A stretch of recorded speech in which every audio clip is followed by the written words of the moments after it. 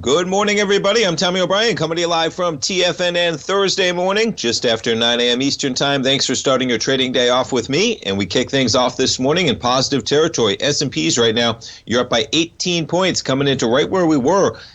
3:45 p.m. Eastern Time yesterday, 3:30 we'll call it, at 38.75. Quite the volatile session yesterday. You go from a low at just about noon Eastern Time at 38.11. You charge higher by more than 60 points to 38.75. But look at the high to low action. You then traded overnight 4-0, 40 points from the sell-off we had in the final half hour of trading yesterday. And we've just basically been shopping around, pushing the higher boundary that we had last night. You look where we were. At 1:15 a.m., we were up to a high of 38.66. We're within a point of where we are right now. You actually make a high again at 4:45 in the morning, 38.67. We're trading right now at 38.66. And we did get 10 points above that level last night. But you see, that's kind of the area that we peaked out at last night. NASDAQ 100, we're up 50 points. We almost get to 12,000 yesterday, 11,928. The Dow's up almost 200. Dow, you talk about an acceleration, man. Yesterday, you're right up to where you were on the Tuesday highs. Look at that full turnaround. That's where we are right now as well. We just got just above that level. Let's take a look at the S&P. Yeah, so look at the action, right? The Dow just at those levels. S&P above where we were on Tuesday. You get the NASDAQ 100 well above where we were to start Tuesday action, which was at about 11,700. We jumped to crude. You talk about some volatility, man. Crude, even in the last, what is this? Since I came on the air at 9 o'clock, folks, well, I came on at 9:06, I guess. Since 9 o'clock, the price of crude just jumped $1 in the last 8 minutes. Something tells me that market is not done with some high prices. We were at 95.10 yesterday. We're back above 100 this morning. You check out the gold contract. Been quite a week for gold, man. I say quite a week. Just 2 days, Tuesday and Wednesday, gold trades down $80 from where it was early overnight Tuesday morning. Yesterday's action, much like Tuesday's action, to the downside, 1765 to 1730. Taking a little bit of a longer-term look at gold, we'll back this up for a 5-year weekly. You see the entire run it had higher from 1167 back in, August of 2018. You run up to 2089. That was in the COVID highs of 2089. And you see that we are right at that 382 level. I bring up that longer-term chart to put some context in the pullback we've had. Absolutely amazing that you got almost right back up there within $10 of the highs in March, and we sell off again. Now we are at that 382. You did get to a low of, what's our low there? 1673. That was in March of last year for gold. Maybe we make it down to there, but as you see, I've had this box drawn for a while in gold, just kind of a consolidation area that it's been in. We are now below that level barely in gold at 1737, and we jump to notes and bonds. You talk about some volatility, man. So yesterday, we were pushing 120.5. Today, we're pushing 118.5. 2 full points the bonds give up. Not sure the market was ready for that type of a recoil that quickly. We are back to 2.96%.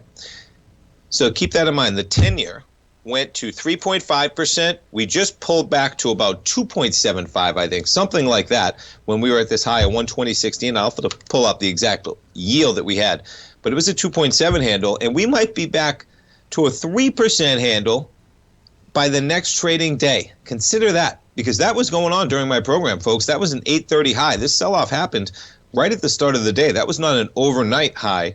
It was illiquid. You had a sell-off as the trading day began. You had the 10-year going from 120.16 to, just where we closed out the trading session, you were below 119. You traded down more than a full 1.5 the entire trading day. Yields rising, and we're at 2.96%, the yield on the 10-year. And we jump over to the VIX. Volatility index this morning, 2637. We put that on a little bit of a longer-term time frame. For some context, we take out the COVID high. As you see, we've eased a bit. But now things getting to the point that we have eased quite a bit, where we've seen spikes repeatedly. Just backing it up to November of last year, December of last year, when you got that initial spike. How many days out are we from our peak? We have not had many pullbacks that have gone longer than we've had recently. You did have a pullback from May 6th in the VIX to about June 8th. We're now talking about, look how quickly the spike that we had in the VIX. Now, the numbers are skewed, as in they're to the left here because I've moved the chart, but 35.05 was the high. June 13th, It's July 7th. Even this last pullback was just about a month. The pullback that we had in the VIX in March went from March 8th to March 29th. You see that we've only had reprieve for a short period of time, and we have a VIX that's been weakening for almost a month. Something to keep in mind as this market marches forward with some consecutive winning days, and we start off the trading day up 18 points. And what would this be? Is this the third or fourth day in the positive? It may be. All right, let's jump around and see what we have pulled up. So Boris Johnson, he's out as UK Prime Minister. Not sure that's going to have a huge impact in terms of everything else going on the rankings of important factors in the market. Obviously an important factor to the people of the UK, but on a worldwide scale and everything going on in the market, there's a lot of drama over there, that's for sure, and they're talking about it as they should, but we'll get right into the jobs. U.S. jobless claims rise slightly, remain near 6-month high. The thing about this data point, and we'll talk to our man Kevin Hincks at 9:15, we'll get his take on it. On the scale of the important data that you look for, okay, that influences the market, tomorrow is a big one with non-farm payrolls. Initial unemployment claims on a weekly basis, as long as they're within reasonable, you're only talking about 4,000 difference from last week, right? Applications for unemployment insurance last week rose slightly by 4,000 to 235,000. The median estimate the market was looking for was 230,000. So it's a 5,000 difference from what they're looking for. In a healthy economy, folks, there is a churn of people that are losing their jobs. Maybe they're going to different jobs. Maybe companies are just recycling, reshuffling in a healthy way. So you have a churn of a couple 100,000, 200,000, low 200,000. We got as low as the low 100,000 plus, right, jobs in terms of when this market was really rocking. Continuing claims rose to 1.38 million in the week ended June 25th. So, they talk about the rise in claims underscores some moderation in what's been an extremely tight labor market. All things considered, folks, that's not usually what a recession looks like when you have a GDP pullback and you have companies having to tighten up in a big way because they're going to see less business overall. Usually you'd see bigger numbers in there, and we may see those numbers. It may be a delay. Don't get too caught up in this number. What I would get caught up in is the jobs number tomorrow, and that we will get at 8:30 in the morning on tomorrow. All right, what else we got going on here? Let's see what I got pulled up. We got a few articles to talk about. We had the Fed yesterday. We'll kick some action into them as we go into this first break. The Fed sees more restrictive rates possible if inflation persists. And many participants judged that a significant risk now facing the committee was that elevated inflation could become entrenched if the public began to question the result of the committee. They recognized the possibility that even more restrictive strands could be appropriate if elevated inflation pressures were to persist. That's the quote that I would keep my ears on, and nothing too surprising on the Fed minutes, with the market trading a little bit higher on that news. We'll see how we open. We get the S&P up decently right now from even the lows of yesterday. You're talking about 125 points. The lows of Tuesday, down at 37.44. We're trading 38.66. Stay tuned, folks. We'll be right back talking to our man Kevin Hincks from TD Ameritrade Network.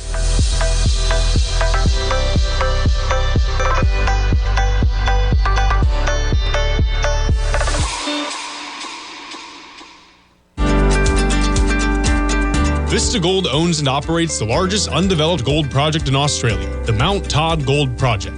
Vista Gold just completed their feasibility study, resulting in a 7 million ounce gold reserve. Vista Gold has all major permits approved and has retained CIBC capital market assistance in evaluating alternatives and in completing an accretive transaction. Vista Gold trades on the NYSE American and TSX under the ticker symbol VGZ. Vista Gold, executing a strategy to create shareholder value.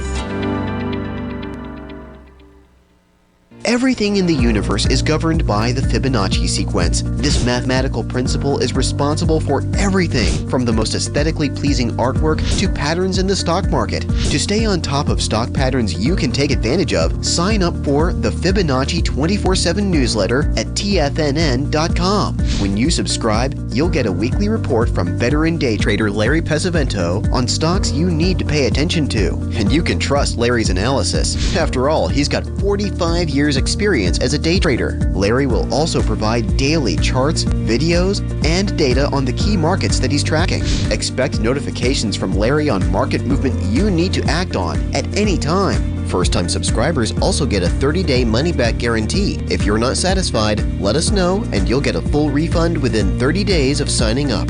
Subscribe to the Fibonacci 24/7 newsletter today.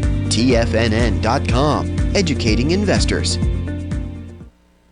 Steve Rhodes started his trading career as a student almost 20 years ago, and the student has now become the master. Steve won the prestigious Timer of the Year award in 2018 and barely missed that mark again in 2019, finishing at number 2 for the year. An amazing accomplishment. Steve Rhodes is committed to sharing his techniques and knowledge with anyone who wants to learn, and he shares his vast amount of trading knowledge every day in his Mastering Probability newsletter. Steve's award-winning newsletter, Mastering Probability, is delivered every trading day with updates throughout the afternoon. Sign up for Steve's market newsletter, Mastering Probability, and you'll receive access to 7 of Steve's educational webinars absolutely free. At TFNN, all our newsletters come with a 30-day money-back guarantee, so you have absolutely nothing to worry about. Visit TFNN.com and try Mastering Probability 30 days risk-free today. TFNN, educating investors.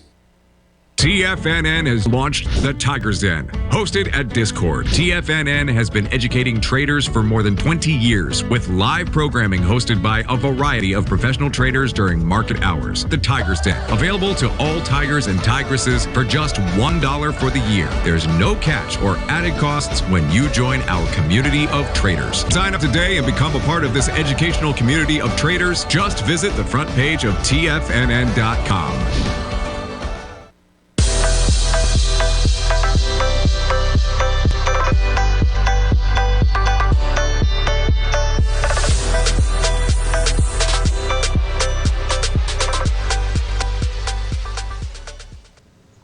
Welcome back, folks. We have the S&P right now. You're positive by 17 points. NASDAQ 100 positive by 42. The Dow positive by almost 200. Let's jump over to our man, Kevin Hincks. Every trading day, folks, right here on Tiger TV. Fast Market on the TD Ameritrade Network with your host, Kevin Hincks, Tom White, the team at TD Ameritrade Network. They walk you through the day's market action, folks. They walk you through multiple trade setups, hypothetical trades, using options, all of them talking about defined risk in a market, man. We got some volatility. Kevin Hincks, good morning. Good morning, Tommy O'Brien. Yeah, this is getting interesting this week for sure. Lots going on. And suddenly in the last 48 hours, Boris Johnson gets basically a mass resignation that in turn leads to his resignation. So, things are getting interesting. But, Tommy, here's what I talked about yesterday. Since the June 15th Fed meeting, right, that recapped on June 15th, that day, Tommy, crude oil was 115.83. So where it is now, 14% lower than that Fed meeting, right? RBOB, 16% lower than that Fed meeting. Now, let's go through, remember, that's energy. Now let's go through food, Tommy. Soybeans down 21%, corn down 24%, wheat down 23%. Not in the last month. That's since the Fed meeting. And so in the Fed minutes yesterday, one of the comments that stuck out to me was, if elevated inflation pressures were to persist. Remember, you've got inflation crashing here, and that's why the market is finding strength, and that's why what you're seeing is happening here, Tommy. That's why yields are off their highs. Watch the commodities market. Remember, we're going to get CPI data on July 13th and the next GDP on July 28th.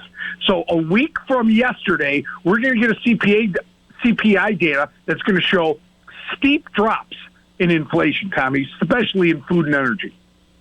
Some great analysis, man. And I was going through the charts on the Thinkorswim platform as you were bringing them up. Pretty remarkable, some of the turnarounds in a lot of markets around that date, right? Even, not even, but the 10-year, you pull it up on a daily on the Thinkorswim platform, that spike was down to 114.07, and pretty much on June 15th, the exact low, I guess, made the day prior, but you were right down at that price level in the same way.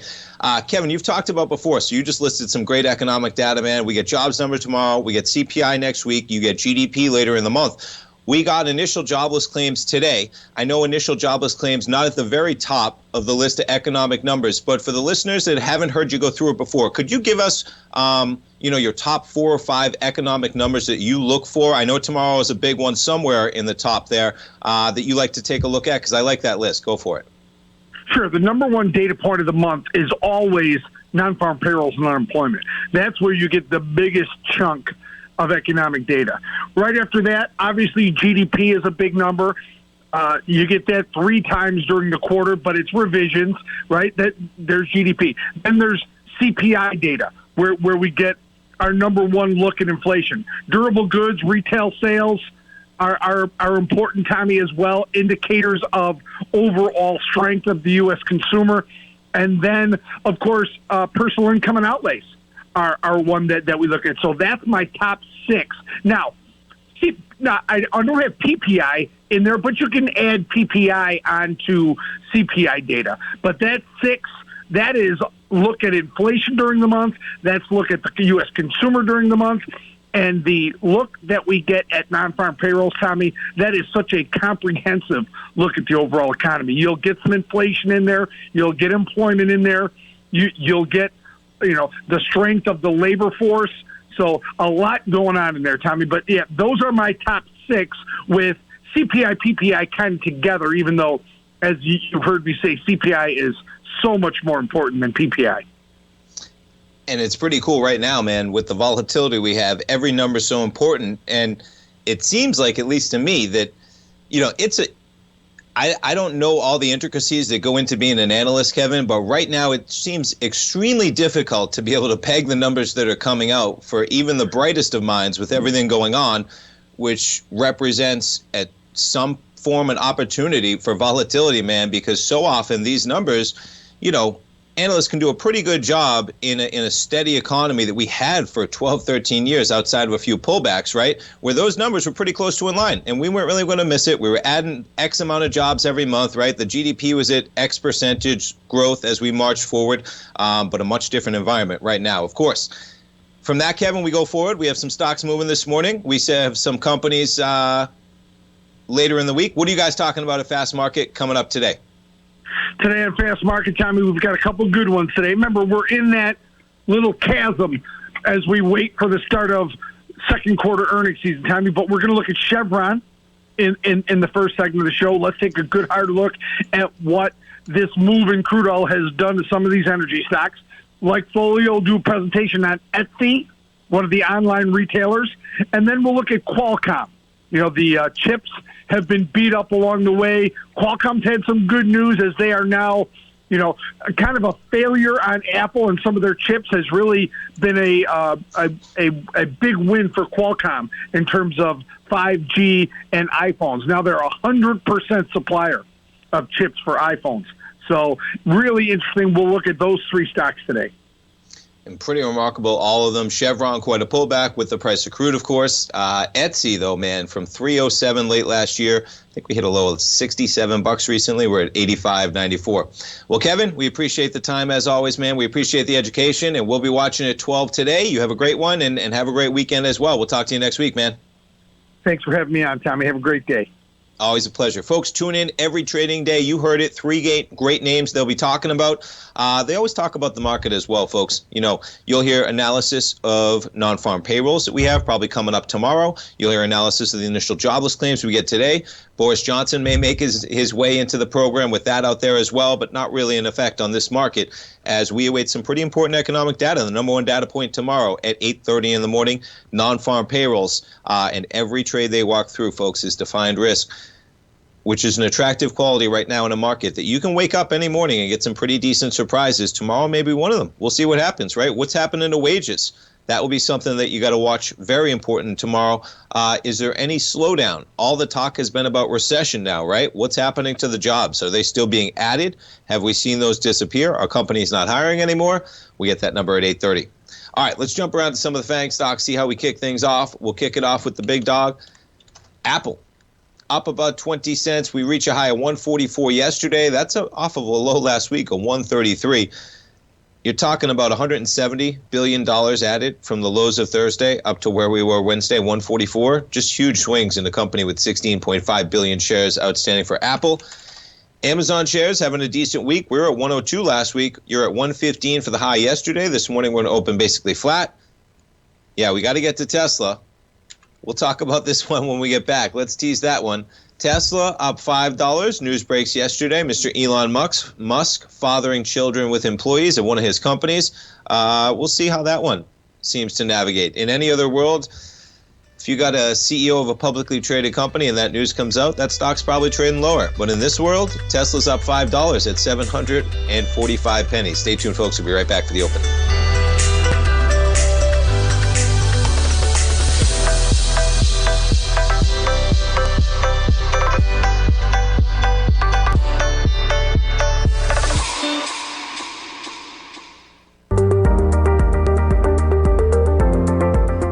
Of booming inflation, where your purchasing power is eroded, there's no better place to protect your hard-earned money than in gold. Vista Gold's flagship asset is the Mount Todd Gold Project in the Northern Territory of Australia. This is Australia's largest undeveloped gold project. We are talking a world-class gold project in a Tier 1 mining district. This is a large-scale, low-cost project with significant existing infrastructure in a politically safe and friendly mining jurisdiction. Vista Gold just completed the Mount Todd feasibility study, which resulted in a 7 million ounce gold reserve and a 16-year mine life. All of this, combined with the approvals of all major operational as well as environmental permits. This distinguishes Mount Todd as an attractive, de-risk partner, ready development stage gold project. Vista Gold trades on the New York Stock Exchange under the symbol VGZ.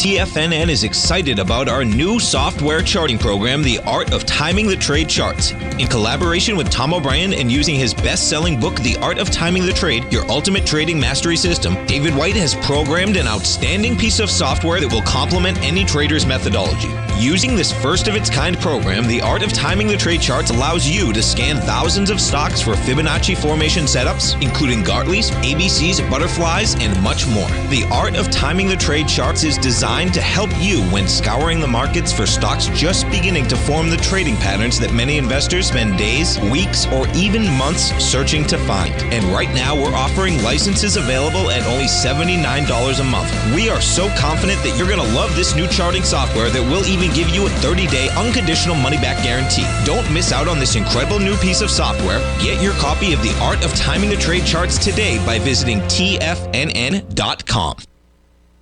Sharpening your skills as an investor is like getting better at playing a musical instrument. You have to practice, sure, but you also need excellent instruction from experts. At TFNN, you'll get advice and guidance from the authority in technical market analysis. And it's not just dry, tedious text either. TFNN airs live financial content streamed live on TFNN.com and TFNN's YouTube channel with Tiger TV, live every market day from 8:30 a.m. to 4 p.m. Eastern. For free. Each host is an experienced trader and gives their take on the market while taking calls and questions live from around the world. From the moment the market opens until the closing bell sounds, Tiger TV has 8 different shows with expert hosts to help you make the right moves with your money.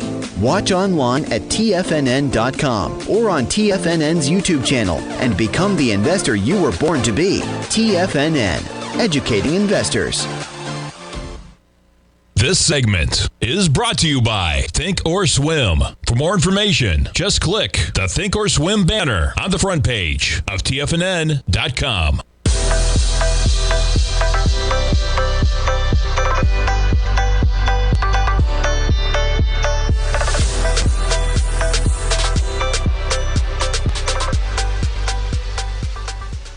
Welcome back, folks. We got markets open, and you catch a little bit of a lift on the open right now. You got the S&Ps up 25 points at 38.73. We're coming right into the area that we were at towards the close of yesterday, really where we sold off for the final half hour. That high, 38.75. NASDAQ 100 bumping up against that level as well. We're within about 25 points. You're trading 11,943. The Dow's up 225. We got just above that level in the Dow. You're looking at a Russell up 16 points right now. That's a full percent in the positive at 1745. Bitcoin just chopping around right now. That's a 5-minute chart. Look at the lack of volatility that Bitcoin's having this week compared to where it's been, right? 20,000, a very important level. Looks like a little skittish in that market at 20,000. Ethereum, decent week off of the lows we had on Friday of last week. You're up near 1,200 in Ethereum. And crude, talk about an acceleration. Since I was getting ready to come on the air, folks, crude is up $3. We're up at 102.64 in the price of crude. You get the gold contract catching a small bid. You're up $5 at 17.41, and we jump to those notes and bonds. We're trading right now at 118.27. And let's see, that puts the 10-year right now at about 2.94%. So you do have an inversion. I think this is the third day of an inversion in the yield curve. Checking out these numbers in terms of where you are. The 10-year I've been talking about, you're at 2.93, we'll call it right now. The 2-year, 2.99. So you have an inversion going on from that 2 and the 10. You're getting a higher percentage to put your money in there for 2 years than you are to put it in for 10 years. Not a good indicator. We'll see if that goes. But that is a result partly of how the yields have moved and partly because of the pullback that you've seen. You were at 3.5% on the 10-year not that long ago, June 15th, the day of the Fed meeting, and about 3 weeks later, you're sitting at 2.94. We were as low as 2.7 something. The yield on that 10-year at one point. Okay, let's jump around to see what else I have pulled up. I talked about Tesla. So, yeah, we'll see what comes out of this story, if anything else. You're up 0.6%. Elon, yet another headline that he has that would catch anybody else in pretty dramatic territory. You jump to the article. Now, what's especially interesting there, so he's fathered children with a Neuralink employee. I believe it was somebody who worked in AI. And they had asked a Texas judge in April to change the children's names to reflect both their surnames. This was just weeks before he had another baby with Grimes, who he's with by a surrogate. I don't know if that comes out. I don't know if it matters. But nonetheless, pretty sensational. And Elon, it just continues. That's his 9th child, too. 9 kids. Elon doing his best to populate the world in a world that he thinks has a growth population problem. Okay, let's jump to see what else I have going on. This piece, opinion piece by John Authors over at Bloomberg here. The Fed signals it's not for turning, but markets are. Don't expect pleasant surprises. The central bank's priority is to regain lost credibility and bring inflation expectations under control. So some interesting data that he has in here. And what he talks about is don't be so sure that the Fed has to pause how fast they bring it here. Things are still very good. Even though you have some indicators showing that a recession may be imminent, you have to look at the data of the jobs market in terms of how this economy is functioning. Here's your JOLTS number, okay? The total number's down slightly, but it's still far higher than had been seen before the post-pandemic reopening. On the face of it, with that many employers looking to hire that many people, it's crazy to brace for an imminent recession. I would pay attention to that, all right? That seems like a pretty reasonable data point. I mean, look where we are. Look where we are considering where we've been prior. That's not what the economy crashing looks like, folks, okay? These were super healthy economies when you had 4 million, 6 million, just shy of 8 million coming into the pandemic for the better part of a year from 19 to 20, okay? Not what it looked like. We have 12 million, 11 million plus is the number jobs open. So then you have the Purchasing Manager Survey of Services, okay? The services sector is at a different point in reopening, much healthier state than manufacturing. The overall figure is down but remains strong and better than expectations. Perhaps of particular interest, given the inflation angst, the survey also showed that service providers are finding that prices are still a serious problem. The numbers dipped slightly, but still higher than it had been before last year, save only 2005 during Katrina.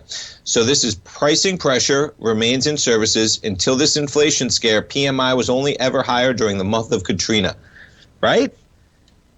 Okay, we go from there. The housing market. So one of the most immediate impacts of a tightening monetary policy should be the decline in demand for mortgages, and that seems to be what's happening in the Fed here. Taken together, the data wouldn't normally fuel quite a shift in the bond market, but times aren't normal. More importantly, okay, there were no big surprises in the minutes. And when you get into what they're saying here, okay, as you get into it more and more, Europe feeling the pain, the pound and the euro have broken to significant new lows against the dollar, right? You have a super strong dollar index, okay? You have 12 million jobs open in the market. You have pricing power, at least in the servicing sector, still there.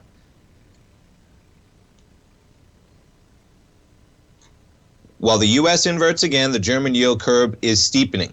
So one simple reason for their divergence, Europe is much closer to Russia and much more dependent on its energy. It's a big difference. We're very fortunate. Europe made a big mistake, folks, relying on energy on someone like Putin. They should have been getting off that train somehow, anyhow, long ago. It seems like a no-brainer, right? Hindsight is always 20/20. Come on, why are you just trusting that Putin's not going to start a world war? And if they do, then you'll figure out where you get your energy from. Declining commodity prices globally, but the risk of extreme inflation in energy prices for Europe remains intense, yeah. And that would act as a tax on the economy in a big way. So, keep that in mind as you march through this, because we still have a pretty healthy economy, and that's like a double-edged sword right now. Because I say double-edged, and as this market catches a bid here, it's double-edged in terms of inflation better come under control. And yeah, we have some easing, and we're coming into some decent comps in terms of from where we were last year, the inflation numbers. We get CPI in 6 days.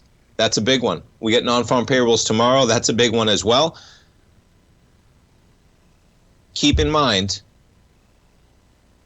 that the economy may be strong enough for the Fed to bring more hikes than the market may be hopeful for, is the message to go through all of that.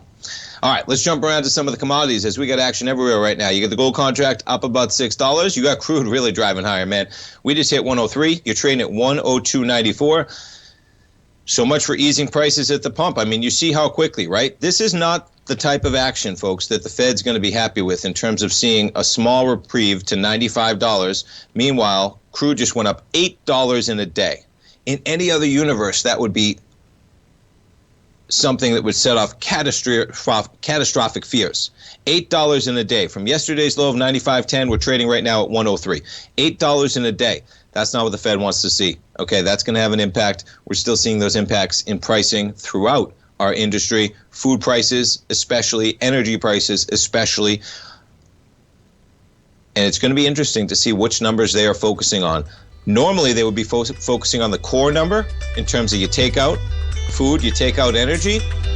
But right now, with the consumer sentiment and the consumer very important in the Fed's mind, I think they understand that energy prices and food prices are something they may have to pay attention to at a time when we have crude going up $8 from yesterday's low at 103. Stay tuned, folks. We'll be right back.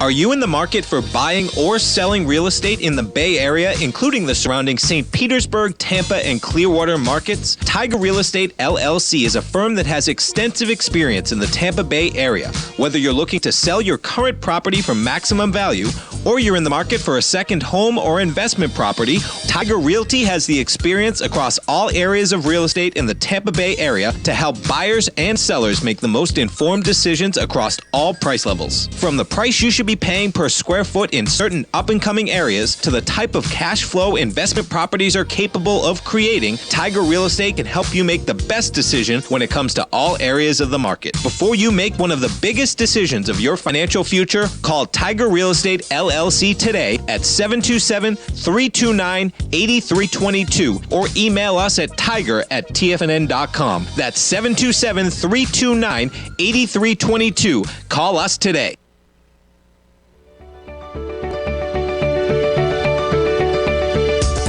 The technology around us is changing every day. With so much happening, it can seem impossible to keep up with all the information. David White's investment newsletter, The Technology Insider, is designed to give you all the information you need to understand the technology that shapes today's markets and tomorrow's future. David White has made his living staying on the cutting edge of technology. His weekly newsletter will give you specific recommendations for value tech stocks, as well as entry prices, target prices, and stops to set for each trade. Dave delivers his weekly newsletters every Friday with updates throughout the week.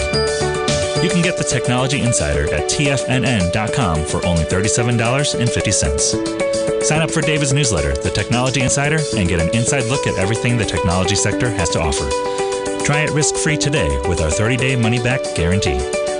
TFNN, educating investors.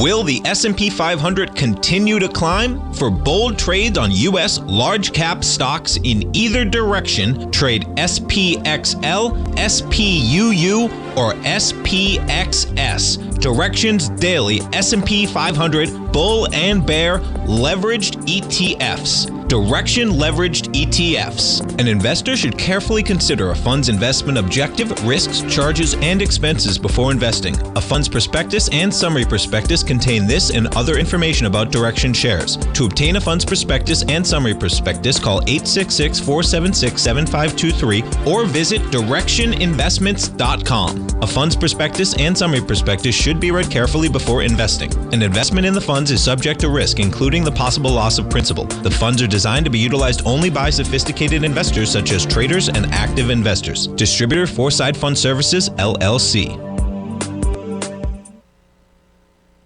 This program is brought to you by Vista Gold, traded on the NYSE American and TSX under the symbol VGZ.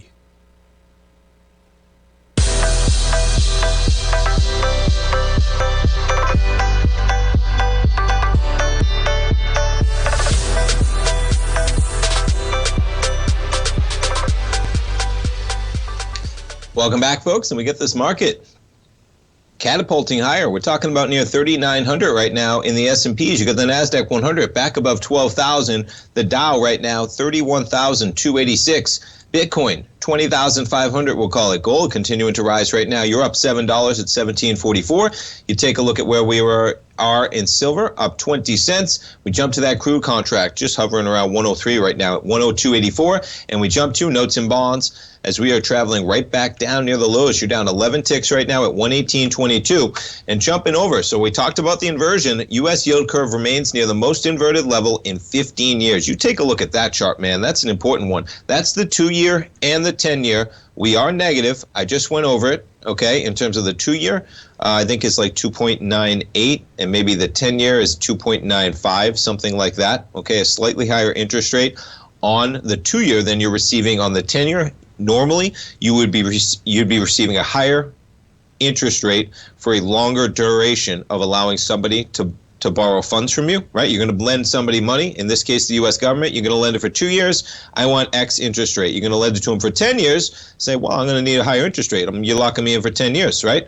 Not the case. You're actually getting a higher interest rate for the 2-year right now on the expectation that at the end of that 2 years, we could be in a recession. You might actually have a lower interest rate than on the 10-year, right? So it's indicating a pullback. It's a recessionary indicator in that index, and that's quite a chart when you take a look at it.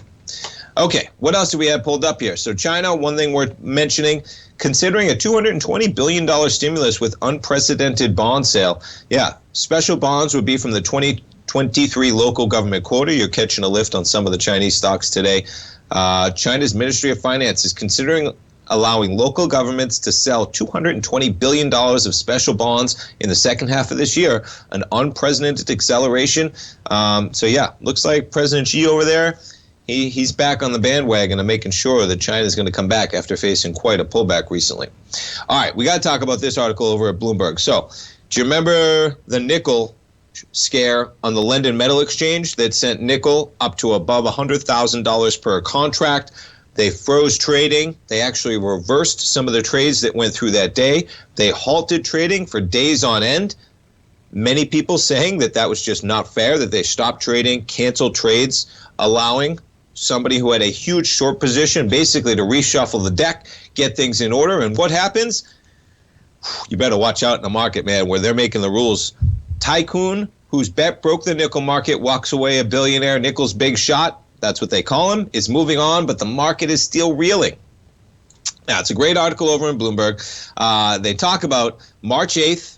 It's amazing, March 8th, 4 months ago. Do you remember that? That does not seem like 4 months ago where nickel was spiking to above $100,000 a contract, but nonetheless it was. It was clear that, now I'm not going to be able to get this name, Zhang Guangda, maybe? Might have got that one. Giant bet on the fall of nickel prices was going spectacularly wrong. Futures had skyrocketed above $100,000 a ton. His trade was more than $10 billion underwater at the time. It was threatening to not only bankrupt his company, but trigger a Lehman Brothers-like shock through the entire metals industry and possibly topple the London Metal Exchange itself. So what did they do? They paused trading They allowed him to get with his bankers. Within hours, he had 50 bankers arrived at his office wanting to hear how he planned to respond to the crisis. He simply told them, I'm confident that we'll overcome this, and he did. So JP Morgan was the lead, which is crazy. They had the most exposure. He ends up losing about $1 billion in this. Still a lot, right? But not when you look at the size of the company that he has on the other side of that. Crucially, the man nicknamed Big Shot in Chinese commodity circles is poised to walk away with his multi-billion-dollar mining and steel company intact and even expanding. Now, they talk about here, it was spread across 10 banks and brokers. He had been a good client for many of them, including JP Morgan for years, but after nickel started spiking on March 7th, he struggled to meet its margin calls. But what they talk about here is that things were going to get a little murky if push came to shove. Let me see if I can find...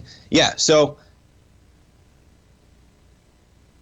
the bankers were more terrified than he was, they say. Quite a statement, okay? But yeah, they were on the hook, as is the case. If he refused to pay, they would have to chase him in courts in Indonesia and China. What's more, he had executed his nickel trade through a variety of corporate entities, such as the Hong Kong branch of battery unit Rupu Energy, and it wasn't clear the banks would even have the right to seize his most valuable assets. The bankers understood that if things went wrong, they were out the door no matter what, because they were the ones on the hook. JP Morgan had the biggest exposure. They took the lead. The group included some international players like Standard Chartered Bank and BNP Paribas, but there were also many Chinese and Singaporean banks that had little to no experience handling situations like this. And what he ended up doing is he had no intention of closing it. But what he did do is he put a little bit of a personal guarantee. So first he was trying to give them just a list of assets, and the bank said, no, we can't even verify these assets. Some of them haven't even been seen in years because of COVID. So he made a further concession, this is the kicker, that was both valuable and in Chinese business culture humbling, a personal guarantee. If he didn't pay his debts, the bankers could turf him out of his home. That was what he was willing to offer, take it or leave it. It wasn't much of a choice, but they went for it. And they also had in there that he had to sell when it got back down to 30,000 or below. So what they basically did is they went in the trade with him. He said, I'm not selling. He wouldn't even give them equity that really matched the collateral that he needed, okay? But they knew they were in trouble. They probably saw that he was right, that to close out a short position with nickel spiking above $100,000 was probably foolish. If you could hold out long enough in the long run, it would drop back down. All they wanted to do was make sure that they were collateralized. The banks decided to say, we'll ride it out with you all the way down to 30,000. Now, here's the kicker, though, is that they got to do that because the exchange turned off the machines. That's not how it's supposed to work, folks. You're not supposed to be able to trade with an exchange. The reason why you trade with an exchange is that they make sure the counterparty, okay, the risk on the counterparty is fair, as in that you're doing trades and the counterparty is collateralized, okay, where nothing's going to happen that eventually somebody just walks away and doesn't have the money for those trades. You're supposed to be, that's the point of trading on an exchange, right? With licensed brokers, et cetera, on the London Metal Exchange. So what happened in this case is they said that's going to be too much money that they lose if we let the trading continue. Let's pause the trading. Let's let cooler minds prevail. Let's let the man who's about to get a short squeeze of epic proportion work with his bankers and make a deal. Let's let the market find out about that deal first, and then let's see how things go. Well, when the markets reopened 2 days later, prices moved lower. A brief dip below 30,000 allowed him to cover 20% of his short position. And yeah, they're getting sued. Of course they are. We'll see how that shakes out. But he's out. He's out with just barely $1 billion loss. And it just shows too big to fail, right? That was the case. They weren't going to let that single trader fail no matter what, because if they failed, the banks were on the hook. Good luck suing him in, where were they going to have to sue him in? China and Indonesia or something like that for years, probably on end. The people who were doing it, the people who were actually over there meeting with him, they were the ones that are going to be fired. So be careful where you're trading, folks. London Metal Exchange, they go over this. Yeah, they lost some business. I'm surprised they have so much. This is the, open interests in LME contracts far below where it was at that time. I'd say you're crazy trading there in anything. Stay tuned, folks. We'll be right back. We got one more segment. TFNN has just launched their new trading room, the Tiger's Den. Hosted at Discord, TFNN has been educating traders for more than 20 years with live programming hosted by a variety of professional traders during market hours. And now they are expanding their reach with the Tiger's Den, available to all tigers and tigresses for just $1 for the year. There's no catch or added costs when you join our community of traders. In the Tiger's Den, you can look over the shoulders of Tom O'Brien and the other TFNN hosts while they analyze charts during their live Tiger TV programs, and join an interactive trading community with hundreds of members exchanging ideas. Interact with other tigers and tigresses as they share trading ideas, news analysis, and discuss the market action all trading day, even at night and on the weekends. The Tiger's Den at Discord is accessible on mobile or tablets as well, so it's always at your reach. To sign up today and become a part of this educational community of traders, just visit the front page of TFNN.com.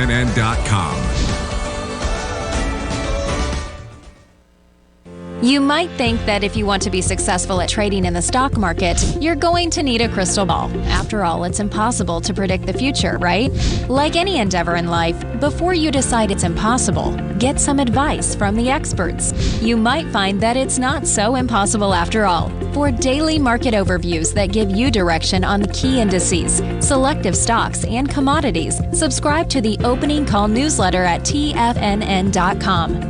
The Opening Call newsletter is written by Basil Chapman, creator of the trading methodology known as the Chapman Wave.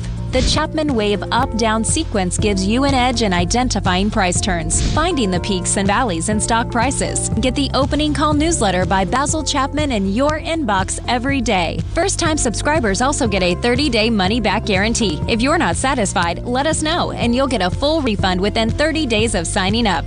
TFNN.com, educating investors. Everything in the universe is governed by the Fibonacci sequence. This mathematical principle is responsible for everything from the most aesthetically pleasing artwork to patterns in the stock market. To stay on top of stock patterns you can take advantage of, sign up for the Fibonacci 24/7 newsletter at TFNN.com. When you subscribe, you'll get a weekly report from veteran day trader Larry Pesavento on stocks you need to pay attention to. And you can trust Larry's analysis. After all, he's got 45 years experience as a day trader. Larry will also provide daily charts, videos, and data on the key markets that he's tracking. Expect notifications from Larry on market movement you need to act on at any time. First-time subscribers also get a 30-day money-back guarantee. If you're not satisfied, let us know and you'll get a full refund within 30 days of signing up. Subscribe to the Fibonacci 24/7 newsletter today. TFNN.com, educating investors. This segment is brought to you by Thinkorswim. For more information, just click the Thinkorswim banner on the front page of TFNN.com.